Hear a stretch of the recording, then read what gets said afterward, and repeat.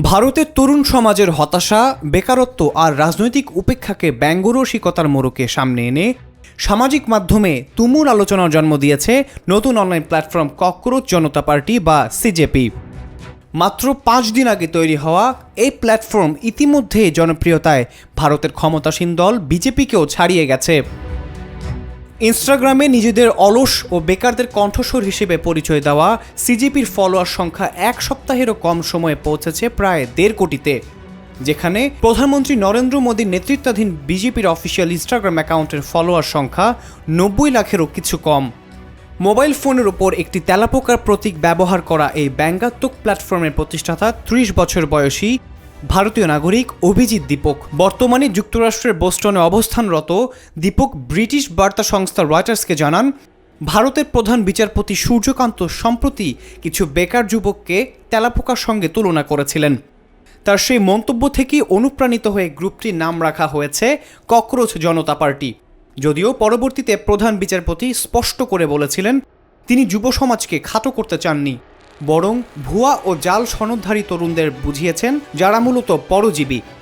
তবে অভিজিৎ দীপকের ভাষায় এটি ভারতের রাজনৈতিক ধারণাকে বদলে দেওয়ার আরও একটি নতুন আন্দোলন। তরুণদের নিয়ে কেউ বলছে না, তাদের সমস্যাও কেউ শুনছে না।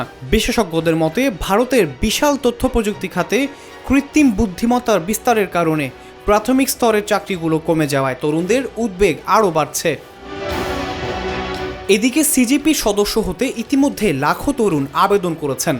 দলটির দাবি, গুগল ফর্মের মাধ্যমে 4 লাখেরও বেশি আবেদন জমা পড়েছে, যার 70% বয়স 19 থেকে 25 বছরের মধ্যে। এছাড়া দলে যোগ দেওয়ার জন্য দেওয়া হয়েছে 4টি ব্যতিক্রমী শর্ত।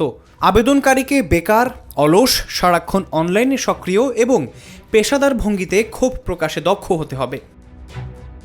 লখনৌয়ের 26 বছর বয়সী এক তরুণ সিজেপিতে যোগ দিয়েছেন।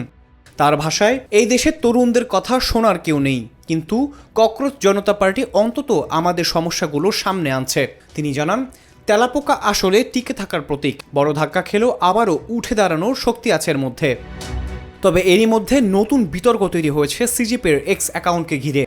বৃহস্পতিবার অভিজিৎ দীপক জানান, ভারতের ভেতরে সিজেপির এক্স অ্যাকাউন্ট ব্লক করে দেওয়া হয়েছে। তিনি নিজের অ্যাকাউন্টে ব্লকের স্ক্রিনশটও শেয়ার করেছেন। তবে এক্সে বাধার মুখে পড়লেও ইনস্টাগ্রামে সিজেপির জনপ্রিয়তা বেড়েই চলেছে। ইতিমধ্যে প্ল্যাটফর্মের ফলোয়ার সংখ্যা বিজেপি ও কংগ্রেস উভয় দলের অফিসিয়াল অ্যাকাউন্টকেও ছাড়িয়ে গেছে।